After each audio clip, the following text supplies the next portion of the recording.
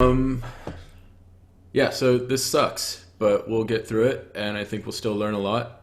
I've stripped this class way down and just going to focus on the things that are really important. I want you to learn how to count carbon and how to count money. And by doing that, we'll be able to calculate the cost of different carbon mitigation measures. So for ostensibly, there's a 4 credit class, and that's what you'll be awarded for. So we're supposed to meet 4 hours a week. I don't think any of us could stand being on Zoom for 4 hours a week. So I'm going to try to do like 1 hour lectures on Tuesdays and then 1 hour or longer work study sessions on Thursdays. First couple of weeks will be more lectures, less work because we need to learn the techniques, but then we'll transition into more work as the quarter goes on. I'm going to expand this, see what happens. All right, that worked. All right, can you see my slides? All right. So, we'll try to be online Tuesday, Thursday, starting at 10 a.m. Go for about an hour. Attendance is not required at all. I'm going to record these lectures on the Zoom video cloud and then post links to those videos on Canvas. We'll see if that works with this first lecture. If it doesn't work, then I'll just record it on my own machine here and then post a YouTube video. But yeah, you should be able to take the whole class just from Canvas. And so if you can't make it to these 10 a.m. sessions, don't worry about it. I would like to see your faces. It'll be more entertaining and interactive, but again, it's not required. The administration actually is trying to convince all of us professors to switch completely to asynchronous teaching, which is just a fancy word to say record all the lectures and let students view them whenever they want to and take their class as they can. The idea behind this is that if I get sick or if you all get sick, we can still get through the course. I made the joke already that if I get sick, I don't really care anymore, right? But so to try to like bridge that gap, I'm going to, again, do the lectures live, but then record them and post them afterwards. All the lectures, just the slides will be on Canvas no matter what. So if I do get sick, you can still just go through the slides and I won't be there anymore. Sound good? All right, so let's do a little exercise here. So if you remember all the way back to Energy 101, we tried to think who uses more energy. A vegan driving, in 101 is a Ford Raptor, but in this question it's driving a Prius. Makes it a little trickier, right? Ford Raptor is obviously going to emit a lot of carbon. So who emits more carbon, a vegan driving a Toyota Prius or a cyclist that's on a paleo diet? Any thoughts? Nobody wants to talk, huh? Too shy?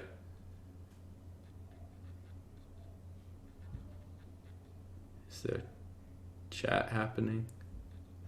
Oh, I'm getting something. Chat. Doesn't it depend on quantity? Quantity of bicycles? I have some friends that have like 10 bikes in the garage. Quantity of food, quantity of mileage driven, those are probably things.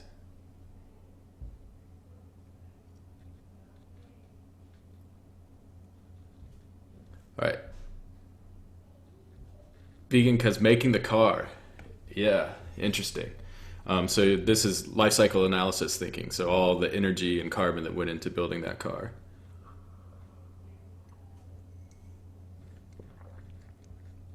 But also all the energy going into meat production and transportation.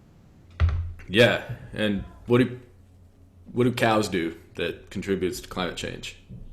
Methane. Methane, right. Eat a lot, drink a lot. Yeah, they burp and fart methane all day. It's 95% actually comes from burping.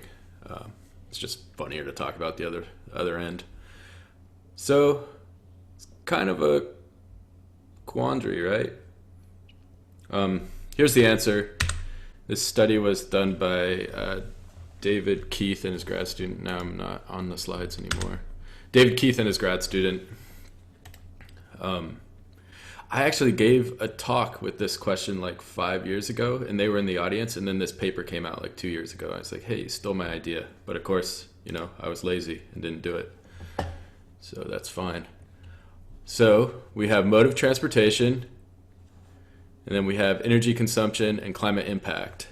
So here's a vegan biker. That's going to be the lowest, right? Low food impact, low transportation impact. So 40 grams of CO2 per passenger kilometer. Now, passenger kilometer is a very confusing unit. You may have seen it in other classes. So a passenger kilometer is moving one person 1 kilometer. You also will run into ton miles. That's like moving a ton of material, of goods, one mile. So biking average US diet is slightly more carbon. Energy consumption is the same, right? A calorie is a calorie, and they need the same amount of calories to move their bicycle, assuming they have the same mass. But the carbon content goes up because there's more carbon associated with the food in an average US diet. Someone's eating meat and cheese compared to a vegan.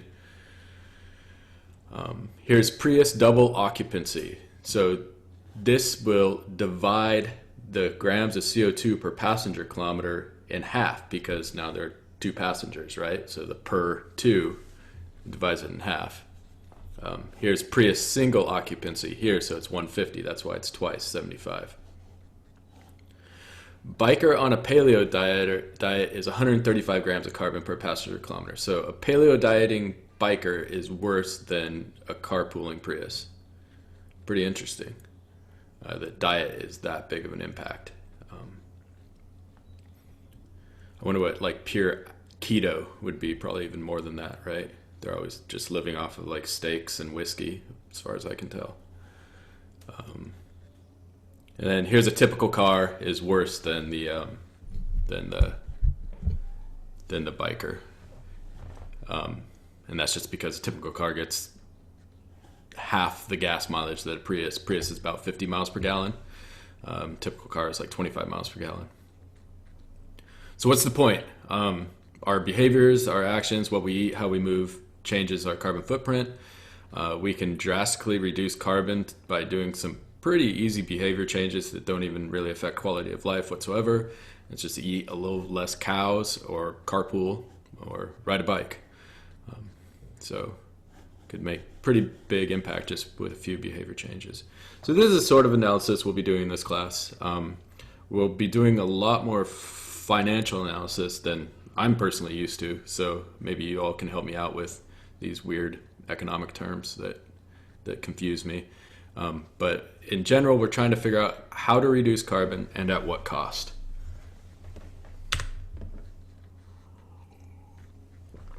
All right, this is an online class. Never done one of these before. So my norms that I have in other classes are different a little bit. Scratched out, respect class time. Nobody cares anymore. So you can watch the video afterwards. You can not watch the video. You can just look at the slides. You can talk to other classmates. Don't worry about class time. I'll try to get the video started at 9:55, but it's okay if you're there or not. I'll probably start the formal lecture or formal discussion by like 10:05. Participate but do not dominate. We're having no issues with that so far. Nobody's dominating anything. No silent confusion. So this is important on these videos, right? It's hard for me to like pay attention to all these faces on the screen right now. In a real classroom, like movement is much more easy to detect. We're predators, so we can detect movement, but I can't as well here. So please speak up on the microphone or the chat. I now have that chat window open. No silent disagreements. Carbon, energy, this stuff is political. So if I'm saying something wrong or not woke enough, pounce. Let me know that I said something stupid. I'm learning too, right? Normally I say use information technology in class for learning only. That's going to be impossible, right? We have we're all only using technology right now. So if you got Facebook open on another window or something, that's fine. It's okay. We got to be flexible now. or like me, I was trying to see how many people have the disease in Bellingham at any given moment. Okay, exit slips. I don't know how to do this because you can't do this anonymously. How do I say that word? So maybe let Patrick know if you need to tell me something and you don't want me to know that you said it, or I think I would prefer that. But if you really want to do me dirty, you could talk to my chair or my dean. Chair is David Wall and dean is Steve Hollenhorst. But please, if there's something you want to communicate with me but you don't want me to know who you are, find a channel that can get back to me so that I can correct whatever is wrong, or take whatever criticism you have and improve the class. Foster and maintain an open, diverse, equitable, inclusive learning environment. This is going to be hard to do because when we're on campus, everybody's pretty much equal, right? You're sitting in a classroom, depending on various learning disabilities that we can accommodate, but you all are getting the same sort of view from the same general environment. That's different now, right? We all have different homes, different living situations or lack thereof, different technological abilities. We may have really nice computers, we may have crappy computers, we may be on our phone. So as best as I can, let me know if you're having something in your life that's precluding your ability to get information from this class, or preventing you from engaging. So to help foster this inclusive environment, I will be very flexible with due dates. I will even be amenable to dropping different assignments from your final score in case you get sick or your internet bill wasn't paid or something like that. So just let me know how I can make it fair if you are in an unfair situation. Any other ideas? Okay. I gotta go back over here. All right, so we'll do some logistics. We've already done that a little bit. Talk about climate science, climate impacts, and mitigation efforts. This is a super long lecture because I just try to put all the mitigation efforts in at the end of this. We won't go through them all, but they'll be there available for you to look at. Basically, the point of this lecture is that climate change is real and we should do something about it. But first, logistics. So all materials we posted on Canvas. These materials include lectures, work study sessions, homework assignments, and the final project. The final project is kind of up in the air right now. Huxley College of the Environment wanted to do a climate action task force for Huxley itself. So look at their travel, their energy use in buildings, the climate emission or greenhouse gas emissions from their buildings and their travel and basic operations. It's going to be difficult to get that data right now because we can't be on campus. So probably going to punt on that idea unless you have some aspect of that you're interested in. Then surely I'm amenable. We could probably get like steam plant data or things like that. Other idea would be it concluded about 3 months ago, but before that, the 18 months prior to that, Bellingham had their own climate action task force. Patrick and I were members of that task force, and we were trying to calculate how to reduce the community and city emissions for the city of Bellingham. And there were several mitigation measures that the task force came up with, but they all haven't been tabulated in good detail yet. Exactly how many emissions they would reduce and how much it may cost or how much money it may save. And so we could explore different measures for the city. Some of them have been partially analyzed, but you could help complete the work. Pick a measure, for example, like forcing residents to swap out their natural gas furnaces for electric heat pumps by the year 2035. How much money would that cost? How much carbon would it save? Another idea that's super dark and maybe too soon, but I'm finding very fascinating is so nobody's driving anymore, nobody's flying in airplanes anymore, shipping has gone way down, supply chains have dried up, carbon emissions are way down right now because of COVID-19. In historic instances, well, this is once in a lifetime event. But in other carbon downturns, one occurred in 2008 with the financial recession. One occurred in the very early 80s due to the oil embargoes of the late 70s. And a very small one occurred in 1987 with that financial crash. But those were just blips. They only lasted a few months of lower carbon emissions, and then it continued to go up as it has the last 300 years. So an interesting question would be looking at various aspects of carbon reductions caused by COVID-19 and then looking at their economic cost as well. Okay, so not nearly as many ships are going across the ocean. How much carbon was reduced by that lack of ship travel, but at what financial cost? My hypothesis is that carbon reductions from COVID-19 are deep and significant, but at huge economic costs. I think that's pretty obvious, but actually figuring out those numbers might be pretty interesting. But again, I don't know if this is like kind of Aspergery of me and entirely insensitive to be thinking along these lines. So we can look at Huxley, we can look at the city, or we can look at COVID-19, or whatever you want to do. If you want to calculate how much money it costs or saves to reduce carbon from some technology or some mitigation measure, go for it. And I haven't decided if this should be group-based or not. I don't know if it's going to be difficult to work in groups under this situation. Group optional, let's just say that. All right, already told you about the meetings I'll do twice a week. And if I get sick, the slides will still be on Canvas. Normally, Tuesdays I'll give a lecture. Thursdays will be an informal work study session to get through the homework together. The homework is challenging in this class, I think, compared to some of my other classes. And that's because it has so many different units to keep track of. And you're combining physical units like kilograms of CO2 with strange economic units like discount rates, which actually have, dollars to the 20th power, but they just ignore like the 20th power for some reason. The dimensional analysis all falls apart with economics, but I'm being an elitist, so I'll stop. All right, workload and grading, term project. So again, one of these carbon mitigation projects will be 25% of the grade. I think I'll just have it be a PowerPoint presentation, like 10 slides, not a big, long written document. Maybe a PowerPoint presentation and an attached Excel file or Google Sheet file that has your calculations, I think would be best.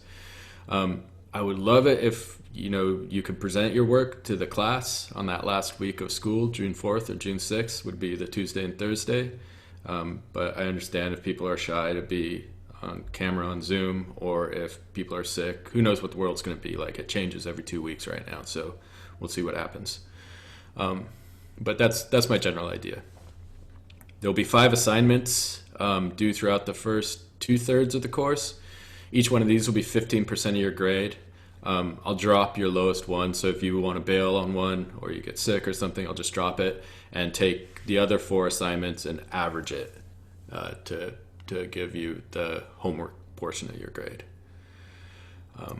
I will be keeping track of letter grades, but as you well know, you can take any class this quarter, pass, fail, and you can decide, I think, basically at the end of the class. I don't know what the rules are.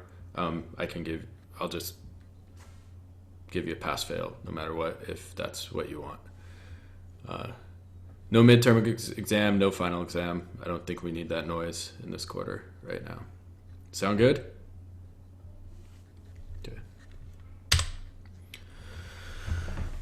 Wow, that's a lot I wrote.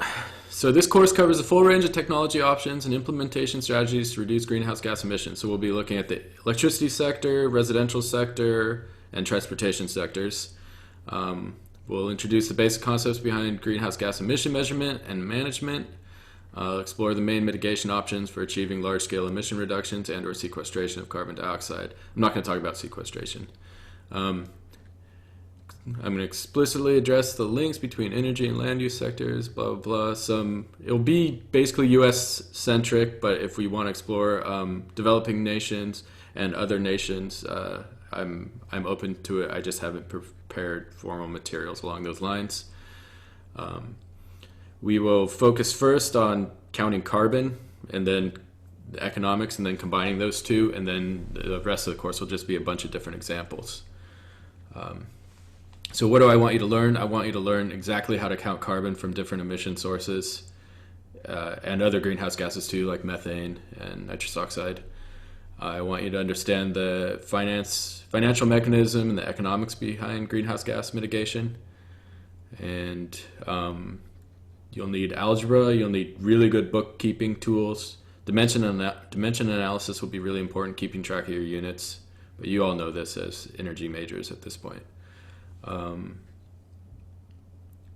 But I'm happy to help if you guys are hung up on anything. Again, the math isn't terribly hard, it's just very tedious and cumbersome. You have to really keep good books to make sense of it all.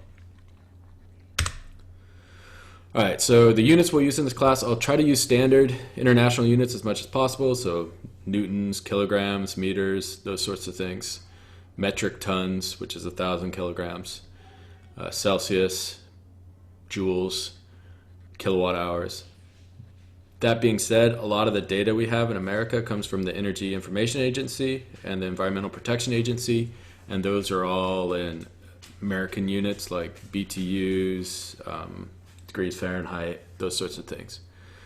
But I attached a unit conversion cheat sheet to Canvas. Also, you can use Google's search bar as a really good unit converter, and there's all sorts of resources all over the internet. Just kind of double check when you do find a resource, just kind of think about it through your head a little bit, or maybe look for two resources, make sure they match up. Okay.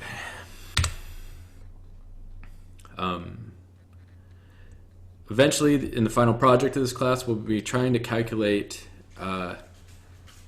the price of a mitigation technology or measure, and that'll be in dollars per metric ton. That's the common unit used in carbon mitigation strategies the world over. And so this will be the most important units that you'll have to keep track of. Emission reductions will be measured in metric tons, and money will be measured in US dollars. Energy units may include joules and all their different powers. So these symbols, as you recall from your other classes, K stands for kilo, 1,000 joules, M is megajoule, million joules, G is giga for a billion joules, T is tera for a trillion joules, P is peta for 10 to the 15 joules, and E is exa for 10 to the 18 joules. So each one of these little Greek prefixes increases the number of joules by a factor of 1,000. Same thing for kilowatt hours, megawatt hours, gigawatt hours, and terawatt hours. These are measures of electrical energy. It's power times time. If you recall from Energy 101 or Energy 380, power times time is energy, because power equals energy over time, so you can rearrange that equation. Power times time equals energy. So a kilowatt of power, which would be 1,000 joules per second, multiplied by an hour, which is 3,600 joules. 3,600 times 1,000 is 3.6 million joules. This would be 3.6 billion joules. This would be 3.6 times 10 to the 12 joules, 3.6 times 10 to the 15 joules. All right. Here are some American units. BTU, it's a British thermal unit. It's the amount of energy required to raise 1 pound of water by 1 degree Fahrenheit. It's about 1,055 joules. Then there's this awful unit, MMBTU. It's not a mega BTU, it's a mil BTU. Sometimes it even has lowercase m's, it's the same thing. Mil means 1,000 in Spanish and other languages as well. And so this is 1,000 BTUs. 1,000 times 1,000 is a million. So this is a million BTUs. It's a very common unit. A therm is even more annoying. This is 10 to the 5 BTUs. So this is 10 to the 6, a million BTUs. This is 10 to the 5, so 100,000 BTUs. This is what your natural gas power bill is tabulated in, and gas power bills basically in England and America. A therm is a strange unit, and the reason it exists is natural gas is sold volumetrically because it's a gas.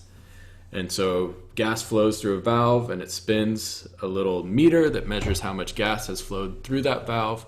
And 100 cubic feet, so picture a cubic foot. Now we have 100 of those, 10 by 10 by 10. So like, as big as a room or something. That's a therm of gas.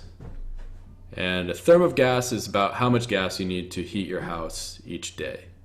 And it costs $1. Seems like a lot of gas, and it is a lot of gas, but it's cheap, right? Natural gas is inexpensive. So these are some funny gas units, and we have to use them because natural gas is a big contributor to climate change now. It used to be coal, but we switched coal out for natural gas, and that helped. It reduced the problem by a factor of 2, but now the problem is natural gas. Power will be measured in kilowatts, megawatts, and gigawatts for electricity, and for heat it will be BTUs per hour. So this is energy over time. So power equals energy over time. Mass will be grams, kilograms, tons. That's the metric ton. They put some extra like European style on it or something. And then kiloton, which is 1,000 tons. MT is not 1,000,000 tons or 1,000 tons. This is metric ton. In English units, we have pounds and a ton. A ton is 2,000 pounds, but recall that a kilogram is 2.2 pounds, and so a 2,000 pounds does not equal 1,000 kilograms. It's something less.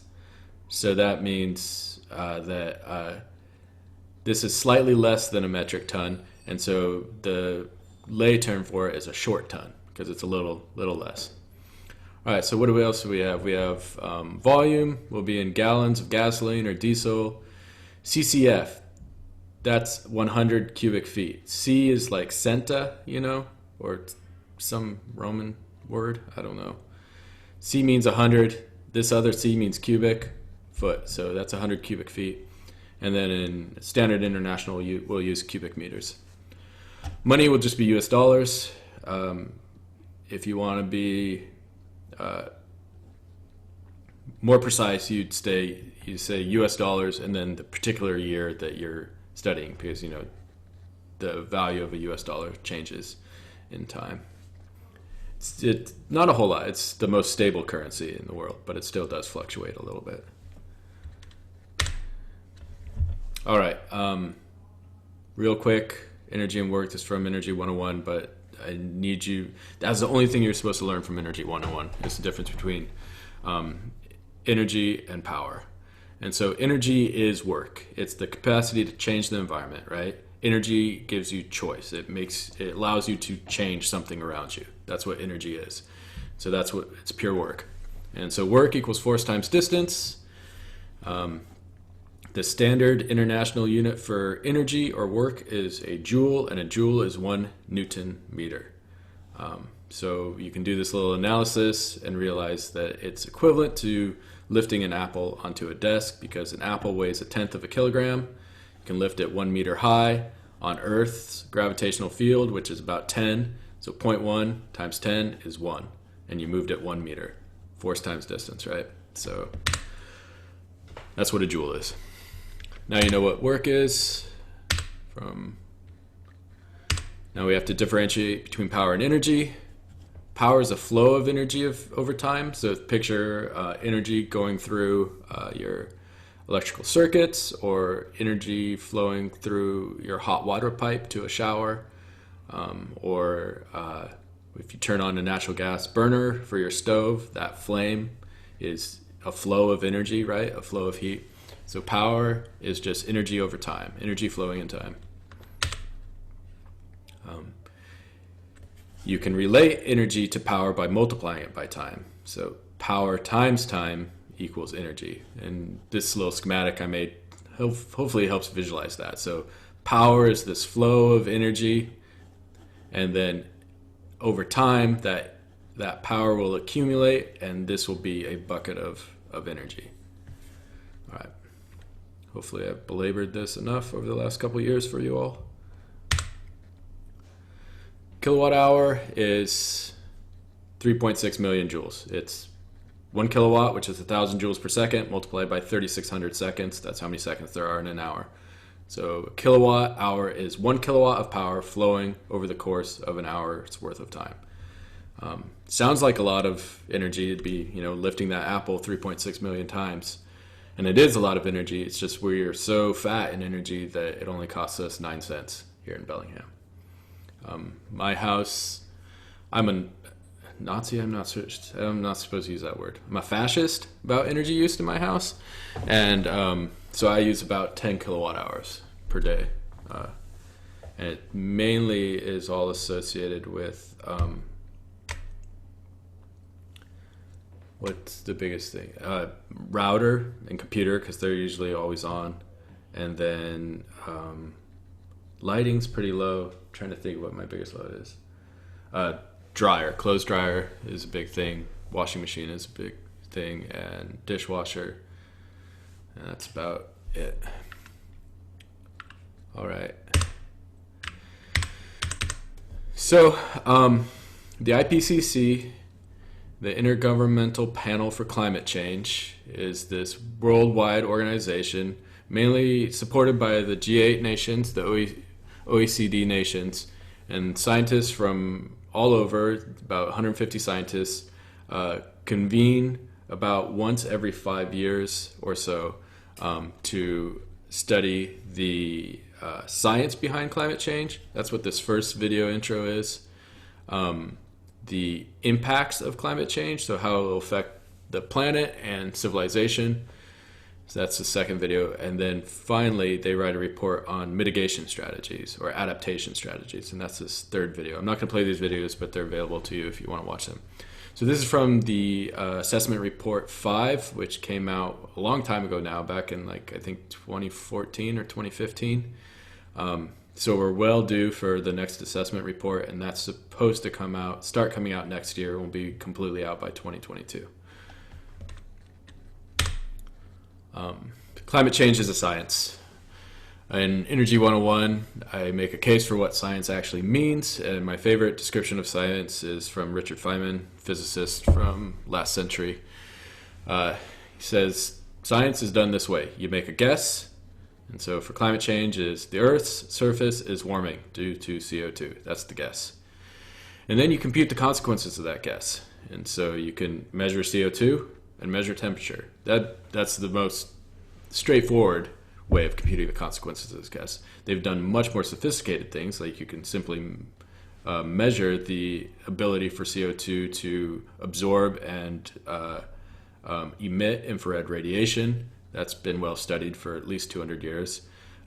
You can measure different, much more complicated, sophisticated models like computer simulations, global simulation models of the entire atmosphere and surface and the ocean. And the consequences continue to compare well with nature. And that's the third step. So compare the consequences of your guess to nature. And we can see that, yes, with CO2 rising, temperature is increasing as well. And it gets much more sophisticated than that, but this is the quick 1, 2, 3 of climate science. And if at any point this doesn't work, then the theory is wrong and you have to come up with a new guess. That's why science works so well. And to illustrate that point, I like this quote. A long time ago, Albert Einstein was informed of the publication of a book entitled 100 Authors Against Einstein. And he remarked, if I were wrong, then only one would have been enough, right? Just one person proving him wrong is enough. You don't need 100 people. And that's what's good about science. It doesn't require bandwagon buy-in. It's just anybody can do it, and you can decide for yourself if the consequences of a guess compare well with nature or not. Okay, the Earth is a greenhouse planet. It's a good thing. If we didn't have this CO2 in the atmosphere to absorb infrared radiation from the surface and then reflect it back to Earth, then we would have a cold temperature. The average surface temperature on Earth without CO2 would be negative 19 degrees Celsius. The Earth would be entirely frozen. Life may not have even evolved the way it did. but it can be too little or too less, right? So this is kind of the Goldilocks idea with Earth. So Mars and Venus are actually pretty close to Earth in terms of the distance from the sun.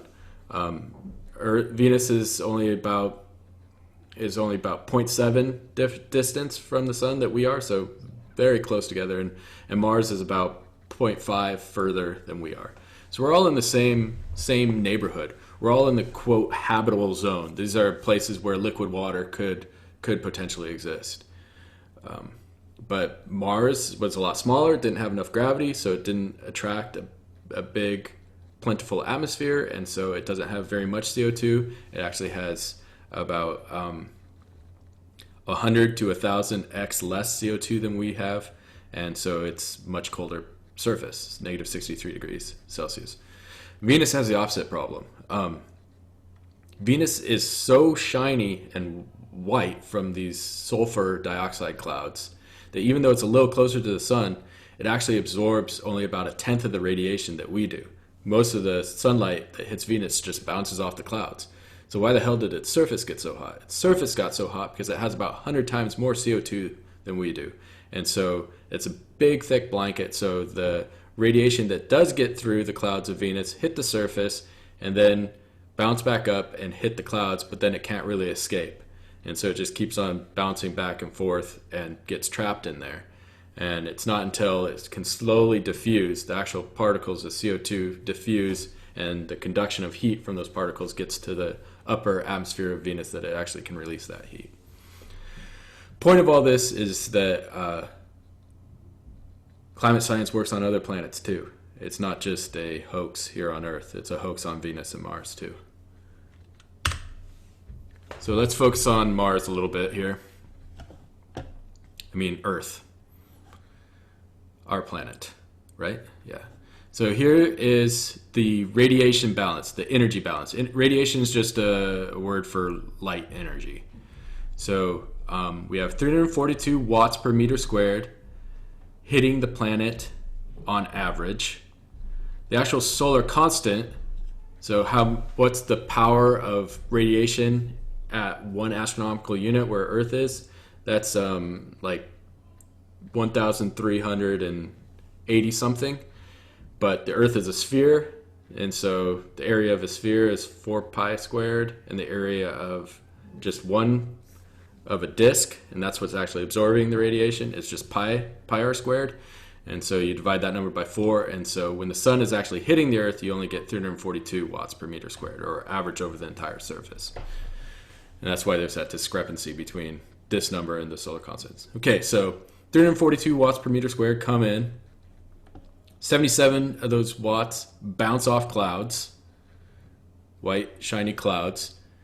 30 watts bounce off the surface. You know, different surfaces are reflective, like the sands of the Sahara Desert or the tundra and frozen scapes of Antarctica and the Arctic. And so some of that energy gets reflected off of clouds or shiny surfaces. 107 goes out. To maintain balance, right? First law of thermodynamics, energy in equals energy out. Energy is conserved. 235 additional watts leave from heat coming off of the planet. Long wave radiation. So infrared radiation. So 235 plus 107 equals 342. Energy in equals energy out. So what's happening here? So 168 watts are absorbed by the surface, 67 watts are absorbed by the atmosphere, and so these are surfaces being heated up by sunlight. They then radiate in infrared radiation back into the atmosphere. Now the atmosphere has greenhouse gases, methane, CO2, nitrous oxide, and water, and so those those gases absorb that infrared radiation and then re-radiate it in all directions. So some of it goes up into outer space, and half of it goes back down to the Earth. And then that is absorbed by the surface again, and then bounces back up. And it just becomes trapped. It slowly diffuses, again by conduction, through the atmosphere, and radiates that energy to outer space. But the more greenhouse gases we put in the atmosphere, the thicker that blanket becomes and the more gets trapped over time. The overall radiation budget is going to be the same, right? 342 in, 342 out. But the amount that gets trapped and stays in the troposphere and heating up the surface will steadily rise as we increase the amount of greenhouse gases. So we can change that around by reducing the amount of greenhouse gases in our atmosphere, or we can make things more reflective. So that's like some geoengineering ideas, make more clouds to bounce things off. Or we can actually, crazier ideas are just limit this 342 coming in by putting big umbrellas in space, big shields that block some of that sunlight. Here's another picture. It's more qualitative, so you can have a look at that on your own, but I think I've belabored this point enough. Point is, sunlight comes in, it's absorbed by the surface, re-radiates as infrared radiation. There's different molecules that absorb infrared radiation and then re-emit it in all directions. Some of it goes back to the Earth, and so the Earth's surface is warmer than it normally would be because it has this greenhouse gas blanket on top of it. So the summary for climate change: CO2, CH4, and nitrous oxide concentrations have risen quite significantly during the last 200 years. There's no debate on this at all, and it's still increasing, all three of those gases. Human activities, energy use primarily, clearing forests secondarily, are the largest contributor to this rise. There's no debate on that either. Increasing those gas concentrations causes the atmosphere to absorb more heat. There's no doubt on that. The only debate that exists in all of this is in the minutia of these models. How much will it heat up? What will it affect? How will it affect different ecosystems? How will it affect civilization? What are the various feedback loops? And so to begin to address those problems, we've developed ever increasingly more sophisticated computer models that model the entire atmosphere, surface, ocean, clouds, the chemistry and physics of all these different things. And they vet these models by backcasting them. So what does that mean? Instead of running them into the future, which they do of course, they run it backwards. They say, okay, we know how much CO2 there used to be, how much methane there used to be. Let's run time backwards. You just put a negative sign in the computer code, right? And then they try to match temperature in history to CO2 concentrations, etc. And these models are doing an incredibly good job. So that gives us confidence that when we run it forward, we can make good predictions.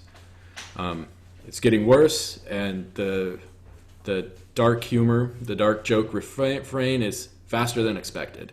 And the reason we make that joke is if you look at different headlines from Washington Post, New York Times, scientific journals, it's always like sea level rise happening faster than expected, ice melt happening faster than expected, loss of glacier in Antarctica happening faster than expected.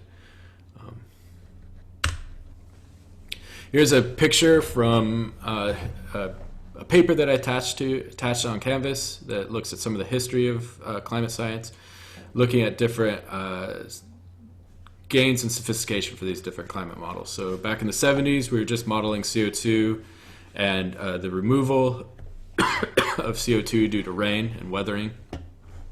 By the 80s, we started including clouds, which is really important because they reflect so much radiation, and ice, which is also reflective. This is the first assessment report in the 90s, IPCC first assessment report. Swamp ocean, what's that? They had just this single layer ocean that could absorb CO2 and absorb heat. Second assessment report, they had a deeper ocean. They started including sulfates, which are reflective, volcanic activity, which are reflective. They emit sulfur into the atmosphere as well. So anytime there's one of these big major eruptions, temperature of the entire Earth goes down by like a third of a degree globally for a year or so. Third assessment report included the carbon cycle. So now we have real weathering happening on mountaintops. So CO2 and water react to make carbonic acid, which weathers the rocks and makes carbonates. The ocean became deeper and overturns.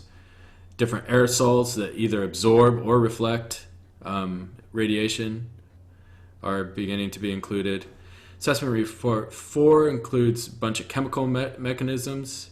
Then assessment report 5 includes many other greenhouse gases like fluorinated gases, methane, hexasulfur fluoride. Much more, instead of being CO2 focused, it became CO2 equivalent focused. All right.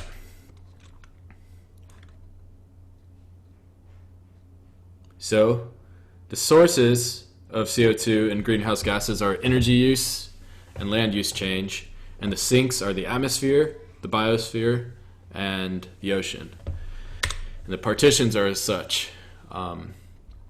This is from the year 2012, these numbers. So we have about 8.3 petagrams, which is a terrible metric. That's a gigaton. 8.3 gigatons emitted from energy use and 1 gigaton emitted from land use change. And then about half of that goes into the atmosphere, quarter of that goes into the ocean, quarter of that goes into the biosphere. Eventually, the ocean will begin to saturate, and these numbers will slightly change, and we'll get more emission into the atmosphere. All right, so I've gone on 50 minutes. Let me try to get through the end of this science thing, and then I think we'll take a little break. Okay, so here are carbon emissions back in 1997.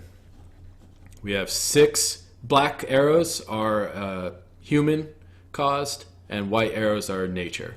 So in a humanless Earth, there'd be this balance of carbon, mainly associated with vegetation change in the northern hemisphere due to seasons, right? So in the spring and summer, a bunch of carbon gets taken out of the atmosphere to make leaves, and then in fall and winter, all those leaves fall to the ground and re-emit back into the atmosphere as they decompose and break down. And so there's this exchange with the atmosphere, this natural exchange that happens, but it's balanced, right? 60 and 60, 90 and 90. We kicked it out of balance by taking a bunch of dead stuff and lighting it on fire and putting all this carbon up into the atmosphere. And so back in 1997, it's 6 gigatons from fossil fuels and cement, and then slight excess from land use change. By 2002, we were up to, 7.2, so we went from 6 to 7.2. By 2007, we were up to 9. And I don't have anything later. I think last I checked, we're definitely above 10. I think we're pushing 11 gigatons of carbon emitted. So it's not only are we emitting more we're not reducing. We're continuing to grow in our emissions. Yeah, so have a look at some of these diagrams if you want to understand the carbon cycle a little better.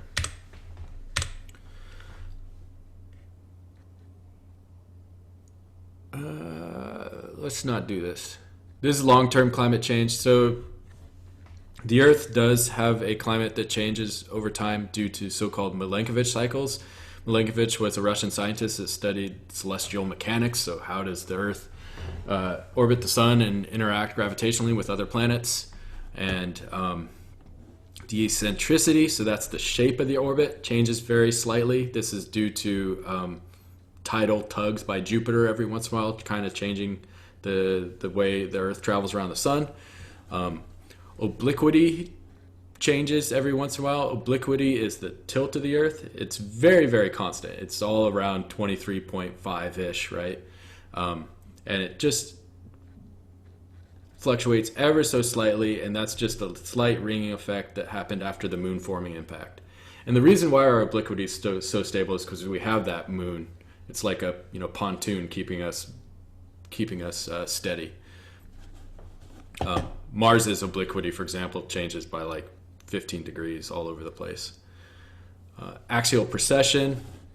This is just a vestige of the actual formation of the solar system. So all these different protoplanets cleared out their protoplanetary disk, and they were spinning like a top, and just as a top kind of precesses, so the obliquity stays the same, but it kind of does this little spin. And so this happens over hundreds of thousands of years. And so if you're around 100,000 years from now, northern winter would be northern summer, and southern winter would be southern summer, right? So just, right now we're in spring. 100,000 years from now would be fall, but it doesn't really change the climate too much. But because of these natural orbital cycles, we do have natural climate change that occurs. So all these different sine waves, some constructively or deconstructively, and change the amount of radiation the Earth receives from the sun.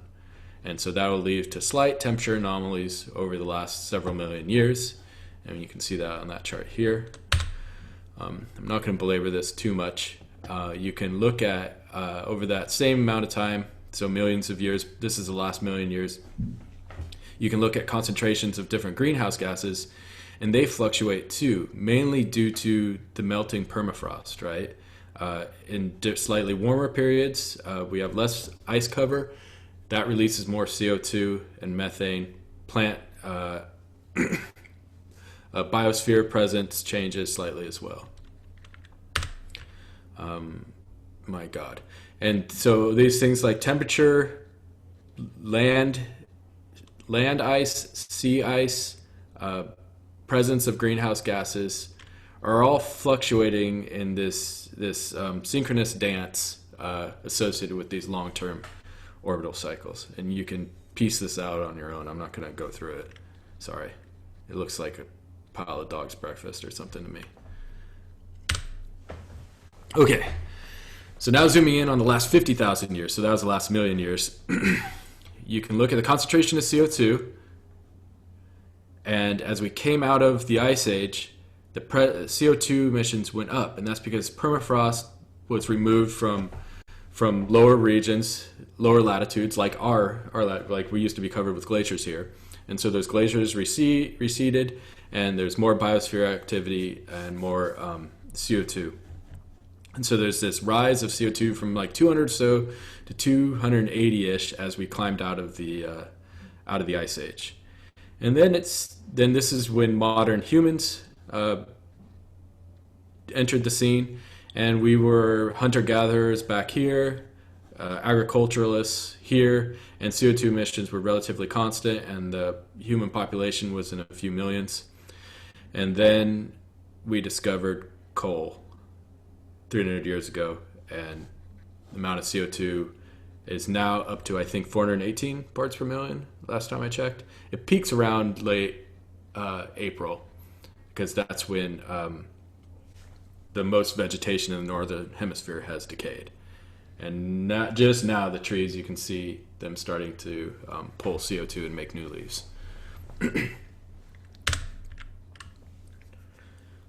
You can look at the temperature. So that last chart was CO2. Here's temperature over the last 1,000 years. Relatively constant, and then a dramatic upturn in the last 300 years, especially in the last 30 years or so. And now we're past 1 degree. So this chart was made back in 2001. 20 years later, we're up here now. Okay. I'm not going to dwell on climate denialism except for one point, because I think this is the nail in the coffin. So the idea is that it's from fossil fuels. Denialists say, oh, it's just natural, right? The CO2 is coming out of the ground or natural decay of oil and things like that around the world.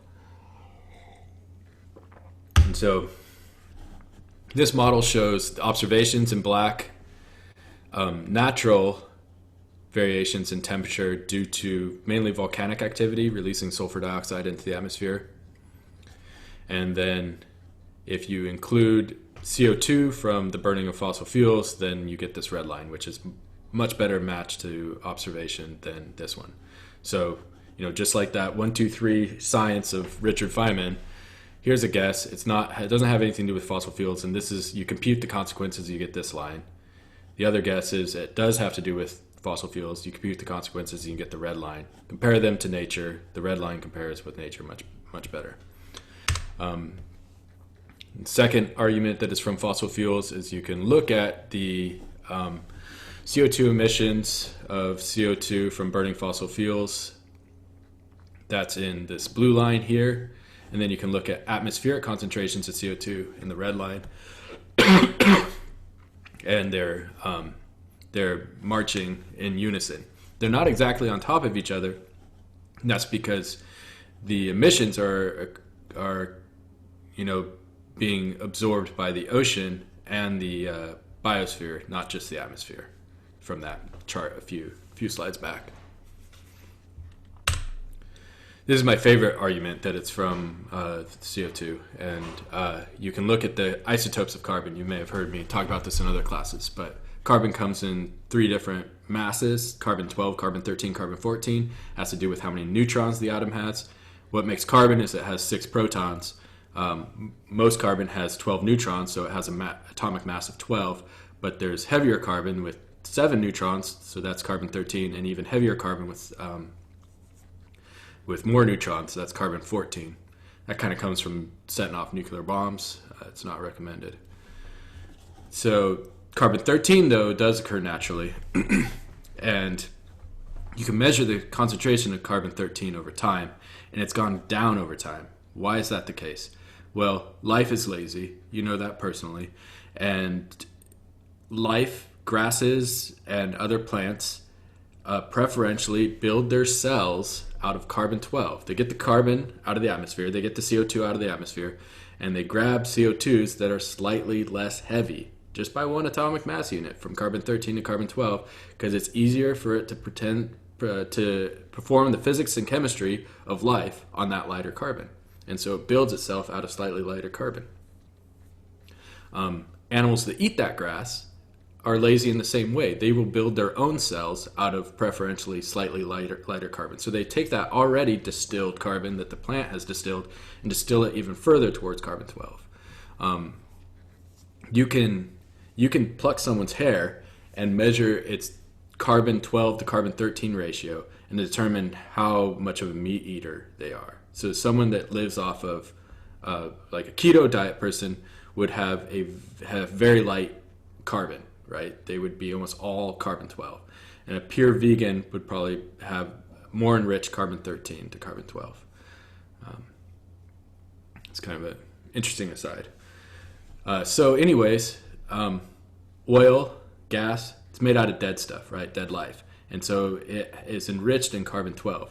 And so as we burn more oil and gas over time, the amount of carbon-12 in the atmosphere compared to carbon-13 is going up.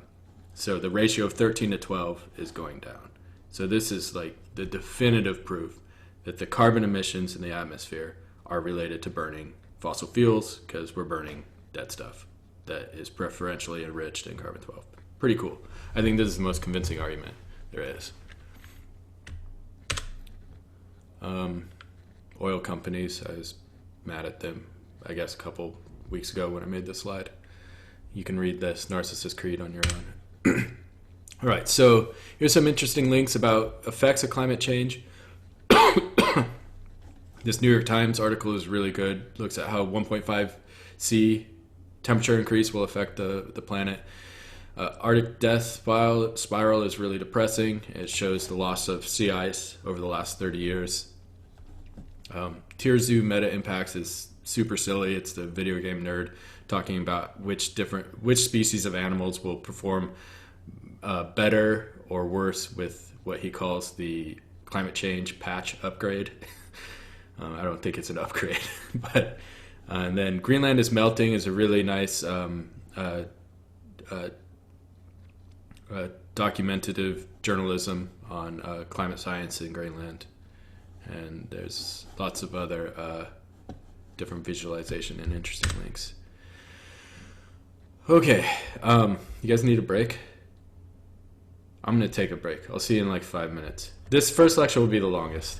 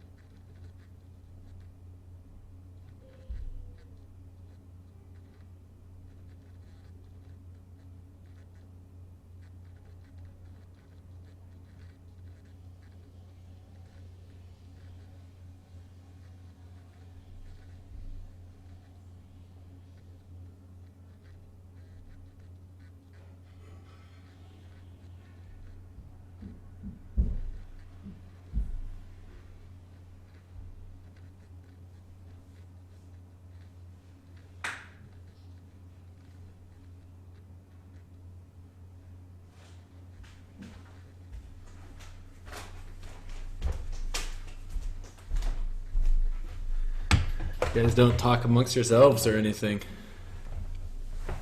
Just quiet. Let me see what's going on here.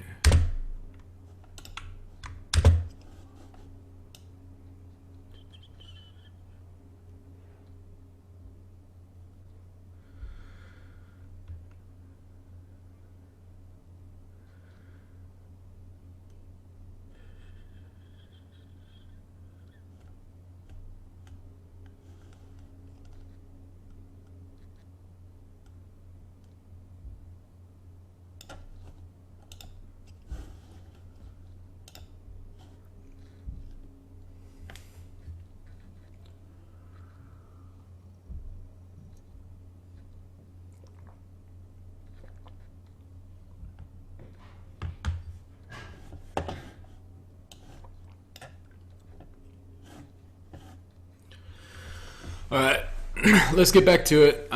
Not too much longer, maybe 15 minutes. We're going to go over sources of CO2, break that down, and then I'll leave it to you all to look at some of the summary slides on mitigation strategies. All right, so we went through climate science. Now we're going to go through impacts really briefly.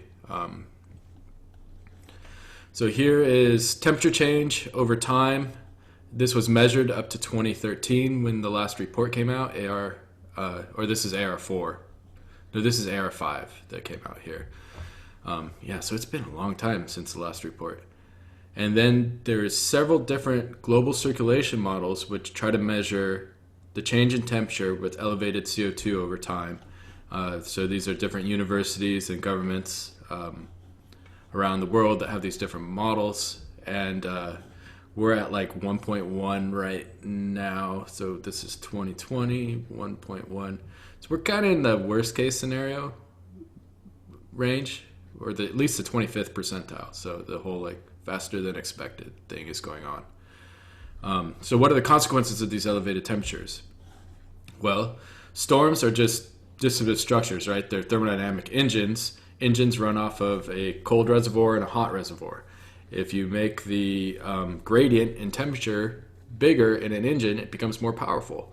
And these storms are becoming more powerful because the temperature gradients are getting bigger.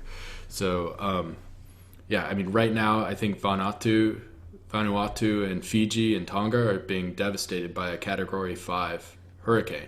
And we're not even hearing about it because of coronavirus. But these Cat 5 storms, which used to be like once every 10, 15 years, are now kind of happening every single year. We had a Cat 5 storm down in Florida last year, right?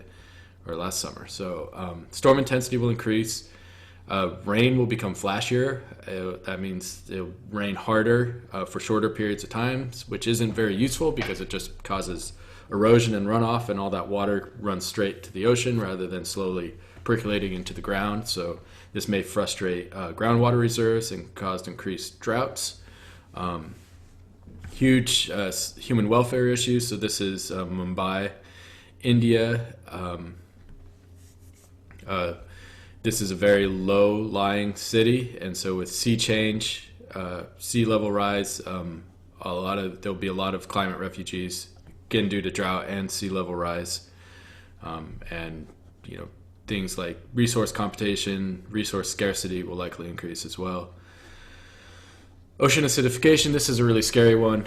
As the ocean absorbs more CO2, it makes more carbonic acid, and the ocean right now is slightly basic, and it needs to be basic so that sea life can build calcium carbonate shells.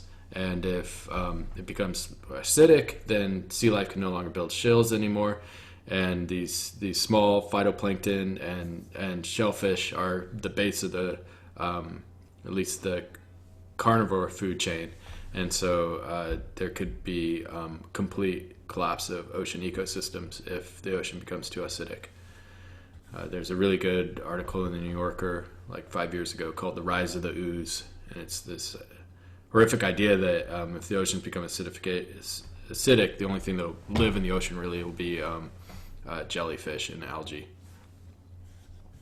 All right. So impacts if we do nothing, higher temperatures, particularly in the Arctic. We're already seeing that. So like global average is like 1.1 plus 1.1 C right now, but Arctic is already at like 2 C. Lower ice and snow cover due to reduced reflection of sunlight. This will cause a feedback loop because now we'll absorb more solar radiation rather than reflect it.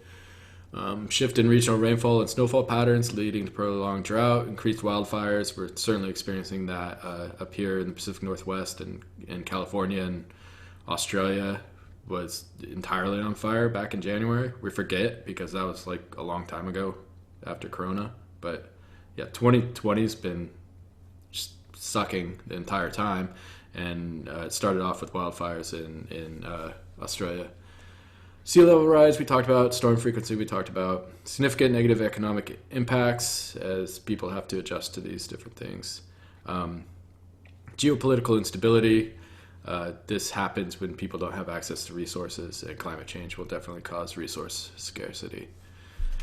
All right, so we need to mitigate this, and for better or worse, we live in a capitalistic society, so we have to figure out how to mitigate it and not at a price that's not exorbitant, right? So how can we do this without costing society too much money? Better yet, how can we do this while saving society money? I think hopefully by the end of the class we'll realize that we can actually solve climate change and make money at the same time. So it just will take a transition, right? So the idea is convincing people that are in charge that this is something that we can and should do. Okay, the greenhouse gases are fossil CO2. So when we burn oil or gas, we release CO2 in the atmosphere. That's about 60% of the budget. Biotic CO2, when plants decompose, that's about 16% of the budget. Methane, this is increasing since this slide was made due to the presence of methane being released from the permafrost. So as the permafrost in the Arctic melts, trapped dead things that haven't like decayed because they've been frozen can now decay and will release methane. Nitrous oxide, this is a product of burning incomplete combustion. So we burn gasoline and natural gas and coal in an atmosphere which is mainly all nitrogen, right? And so if the combustion of carbon with oxygen isn't complete, you produce nitrous oxide. And so cars are always emitting nitrous oxide. Everybody calls it NOx. And then F gases are fluorinated gases. It's only 2% of the budget, but when we release one of these gases, it has a huge global warming potential. So it's much better at absorbing infrared radiation, re-emitting it. So these gases are really, really bad to use, and they're used in different industrial applications. Okay. So, how do we avoid 2C? And the reason why people talk about 2C is this is the climate we evolved in. Humans have never been in a climate that's more than 2C above pre-industrial levels. And so the idea is that we will change the climate out of the situation that we evolved in, and all of the ecosystems that we depend on evolved in. And so we will have a different planet if we exceed 2C. And so to avoid 2C, we have to only emit something like, what am I doing here? We can only emit, I'm having trouble reading this graph. I'll just read what I type. The IPCC and several lead authors conclude that a 2C maximum temperature is limited most likely with cumulative emissions of 1 trillion tons of carbon, of which 530 gigatons have already been emitted, and leaving 470 gigatons or 1,700 gigatons of CO2 total. So we're already halfway there, and we know that because we're at 1.1. And we got halfway there over the last 250 years.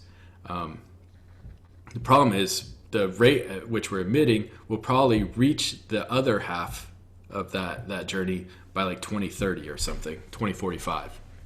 And so even though we're only halfway there, we're running so fast now that we'll close the gap for the other half in very short order. So the time to act was yesterday, and the next best time to act is right now. So global emissions are about 32 gigatons of carbon per year. That's not right. See, this is a common error. I just in a previous slide I said it's around 10, and so this would be 32 gigatons of CO2. That's actually worth breaking out. They got us a fancy little writing pad. I'll try to use it. Stop share. Move you guys to this screen. Screen share. Writing pad. Share. Okay. Can you guys see that white canvas? Yeah. All right, so that said 32 gigatons of carbon, but this is wrong. And that's because one of the most common errors in climate science and mitigation analysis is confusing carbon with CO2. So if we look at carbon, it has an atomic mass of 12 grams per mole. CO2 is 12 for the carbon plus 2 times 16 for the oxygen equals 44 grams per mole. So 44 divided by 12 equals 3, and 12 is 36, 44 minus 36 is 8, 8 twelfths equals 3.67, right? So there's this 3.67 factor of 3.67 difference. And so if we go back to this thing, where are my zoom controls? Share. I want this one. If we go back to this thing, 32 divided by 3.67 is about 10, or 9-ish, back when this slide was made. So this should say gigatons of CO2.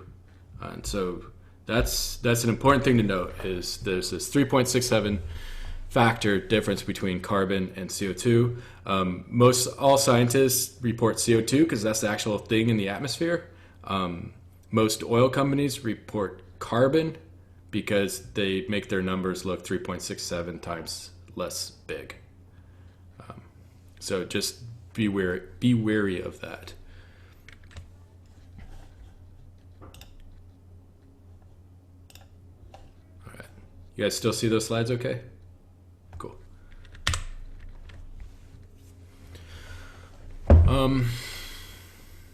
Radiative forcing is an interesting thing to talk about. It just basically means that different greenhouse gases have the ability to capture radiation and re-emit it at different magnitudes. So it's another way of looking at global warming potentials, which we'll explore next lecture. Some things actually reduce the amount of radiation that is trapped at the surface of the planet. Organic carbon can be reflective. Sulfur dioxide is very reflective, and then different aerosols can be reflective as well. All right, so now we're going to go into some different sources, and probably end after we get to a few charts to look at some of these sources. So a big topic of the day is CO2 and methane released from our food chain, from agriculture. And so the big emitters are meat production, meat and cheese production from cows, because the enteric gut systems produces a tremendous amount of methane. And the other one is rice fields, which also have anaerobic decay in these swampy, boggy rice fields, and so that releases a lot of methane. There's also a lot of leaked methane from oil and gas production that's only now becoming well recognized. Other things that produce methane are landfills, biomass burning, and wastewater treatment plants. So looking at CO2 release over time, you can see it's totally dominated by fossil fuel emissions, and then secondarily by deforestation. The the temperate locations, so Western Europe, Russia, and the Americas, or North America. We cleared a lot of our forests early on. You can especially see that if you go to England or Ireland, there are no forests left. Right, but today the tropics are clearing their forests. So deforestation is becoming a significant problem in the tropics. The current administration in Brazil is rapidly deforesting the Amazon as we speak.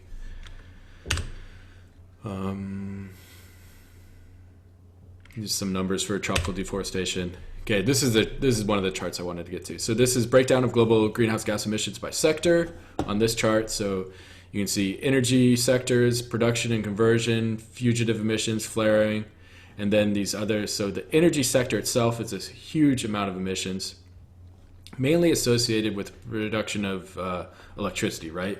We burn coal or we burn gas to make electricity, and that emits CO2.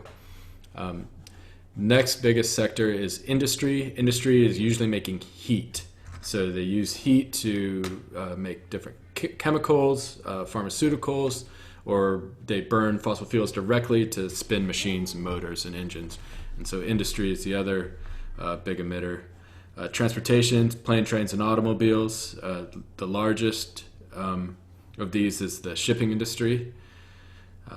Then building sector, so this is mainly associated with keeping buildings in a comfortable temperature, 68 degrees Fahrenheit. So cooling buildings and heating buildings.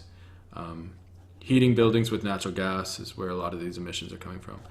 Agriculture, mainly associated with meat and dairy production, secondarily with rice production. And then there's other things that happen, like forests catch on fire, that emits CO2. Plants decay, that emits CO2 and methane and nitrous oxide, etc. We can also break this down with the other chart by looking at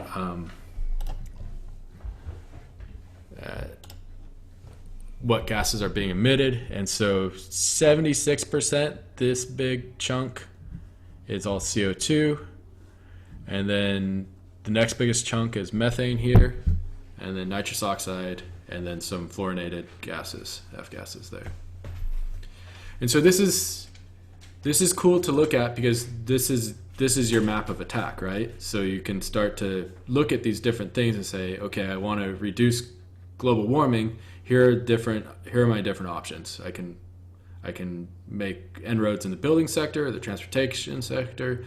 Energy sector is obviously a huge one. So switching to renewables would get rid of that entire chunk. So this isn't just a boring pie chart. It's a plan of attack, and so use it as such. Here's a Sankey diagram in which the width of the flows correspond to their magnitude. And so this is merocentric. This is world greenhouse gas emissions. World greenhouse gas emissions way back, I think, in like 2005. The flows have gotten bigger, but the relative proportions are the same. And so here's that energy sector. So making things move, making electricity, powering industry. And then the other ones are land use change and agriculture. Look at land use change and pay attention to that percentage. So this is for the world, 12.12%. We can switch to America, and land use change basically disappears because it's not a big part of America's economy at all anymore, forestry or clearing forests to make rangeland. Another reason this is the case is America has a tremendous amount of land. Our population density is low, and so it's not a big part of our economy. What is a big part of our economy compared to the world is transportation, and that's again due to low population density. We move ourselves and our goods much larger distances than the world does on average. And so this is the map of attack for America, mainly working on transportation, electricity, and electricity and heat. So this is buildings over here. All right. CO2 emissions have actually gone down in the United States in the last couple of years. They're back up again slightly in 2018 and 2019, but they did go down 2005 going forward, and that's due to, you guys know this already, right? The switch from coal to natural gas in our electricity sector. So it's not because anything, magnanimous or benevolent that we did. It's just that gas became cheaper than coal due to the advent of horizontal drilling and fracking, and so now we make electricity from natural gas instead of coal. Worldwide, however, that's not the trend. Economies in China and India are rapidly developing, and although China is the country that's putting renewable energy, wind and solar online the quickest, they also have the quickest development of nuclear power. Their economy was growing so fast the last decade that they just wanted energy of all forms, and so they were burning coal and gas as well. And so huge amount of emissions stemmed from the economic revolution of China. And then a little bit from India, that's the next thing to jump. And then by 2040, sub-African nations, led by places like Kenya, will begin to grow significantly. And so now we're up to 37 billion tons of carbon. Divide that by 3.67, remember? So that means we're at like 10.5-ish gigatons of carbon, 37 gigatons of CO2. And that's 2018. So now we're probably at like 10.6 or something. But who knows? Coronavirus will knock that down for this year. All right. So this is a good visualization website to look at emissions for different nation states. All right. So how do we reduce emissions? This will be the focus of this class, and along with how much it will cost. From the Bellingham Climate Action Task Force, we identified this three-legged stool. Energy efficiency. So it's, like 3 R's: reduce, reuse, recycle. The first R is reduce. So just stop using as much energy, right? Don't affect our quality of life. Still enjoy, in the words of Amory Levin's, cold beer and warm showers, but just find a way to get cold beer and warm showers without using as much energy. So that's the most important one. Second most important one is electrification. So stop burning dead stuff in buildings, electricity power plants, and cars. Or this is actually just cars and buildings. So don't switch from natural gas from buildings, switch from gasoline and diesel from our cars. And then the third step, and these can all be done, in unison, is stop burning dead stuff to make electricity. And so as we electrify our cars and buildings, then we have to worry about the source of that energy and the carbon intensity of that source. And so if we switch our gas power plants to renewables, then we'll have low carbon or zero carbon energy going into our low carbon, zero carbon vehicles and buildings. And then if we just use less energy, that helps tremendously as well. So that's the approach. There's many different ways people break this down. This is the wedge idea from Princeton University. So each one of these wedges may represent removing a gigaton of carbon emissions. I prefer this more recent analysis, this drawdown. I've used it in a few of my classes. This project or book is freely available online. I linked to it on Canvas. It looks at 100 different solutions, and so you could pick one of these and calculate the financial cost, or use their analysis and explore it further, or use their analysis and apply it to something local like Bellingham or Washington or America. So have a look at that. These next several slides just look at some of these solutions, so I'm just going to scream through it. So electricity generation, so switching to renewables, food, moving to a more plant-based diet, women and girls. So this is educating women and girls so they're in charge of their destiny. Reduces population rates because they won't have nearly as many babies if they have control of their lives. Buildings and cities, so make cities more walkable so we don't need to drive as much. Make buildings lower carbon intensity, but through insulation, better lighting, or no lighting at all, just use natural light. Land use, so this is take care of our forests, promote reforestation, silvopasture, grazing animals in forested lands or marginal lands. Don't just clear cut forests to grow hamburgers or coconut palm oil, right? That's the big problem right now. That's mainly what's happening in Brazil and Indonesia. We're just clear cutting palm forests or clear cutting tropical forests to make palm oil or hamburgers. Transport, materials. Materials is an interesting thing because the carbon emissions associated with plastic are quite high, and if you look around you, everything around you has either plastic or a plastic-based paint or something like that. Okay, electricity generation, just as a zoom on different low carbon or zero carbon options. Coal, natural gas. There's different. So this is carbon capture and sequestration. I'm not the biggest fan. I understand its role and it is important, and but I just think it's literally like burying the problem rather than attacking the problem at its source. Cool, different ideas. Bunch of ideas surrounding food that you could explore. More food stuff. Transportation options, electric vehicles, ride sharing, autonomous vehicles, bikes, e-bikes. More efficient trucking, automated trucking. So there's the idea of turning trucks into trains to increase their fuel efficiency. Land use ideas, different grazing practices. Cows, they do burp and make a lot of methane, but they actually can sequester a tremendous amount of carbon by promoting healthy grasslands. So they can turn dead grasslands into live grasslands again because they aerate the soil as they stomp around, and they deposit a lot of fertilizer everywhere. Repairing rangelands and dead grasslands with cattle is a potential option. I don't know much about it. Maybe you environmental scientists could explore that better than I could. Sustainable forests. This is a cool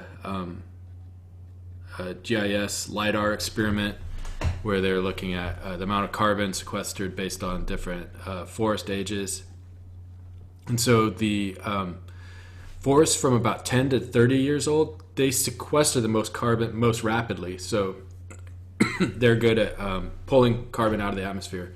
But the forests with the most carbon content are old growth forests, of course. So the take home message of this is don't cut down old growth forests. And if you must make lumber and paper, use fast growing young forests for that sort of thing. Women and girls, we talked about this a little bit.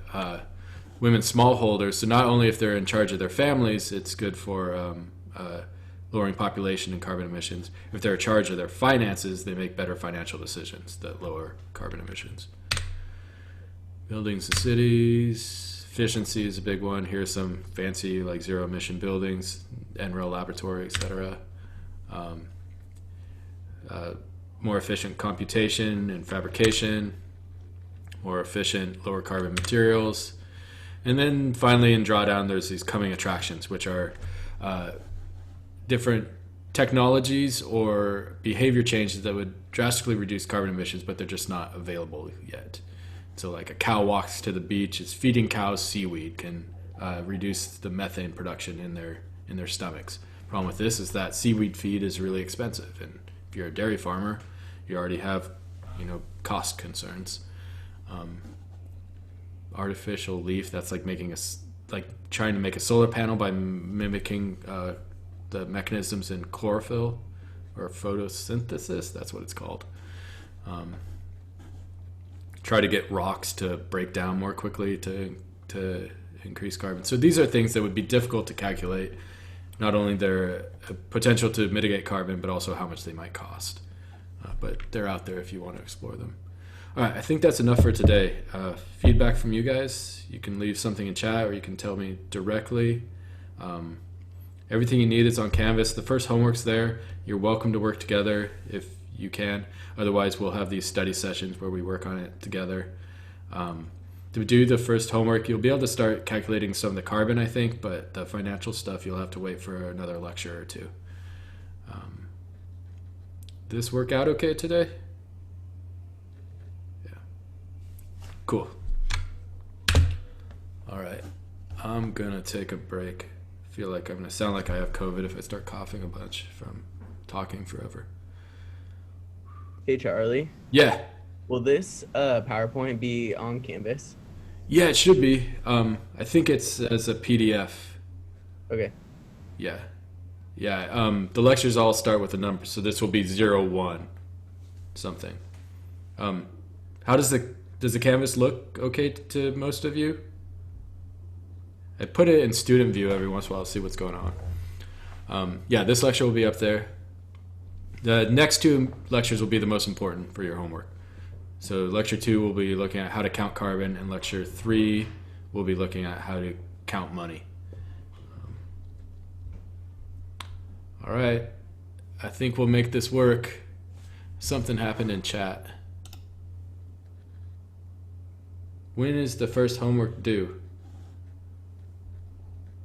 I think like, obviously not this week, not the next week, but the following week. So like, let me open a calendar. It's on Canvas. I think it's due the 21st. Yeah. Yep. Yeah, it's comparing San Pellegrino to like a soda stream. What's lower carbon? You know, it's kind of a bougie problem, but that's the one I came up with. All right, I miss you guys. Adios. How do I turn this off?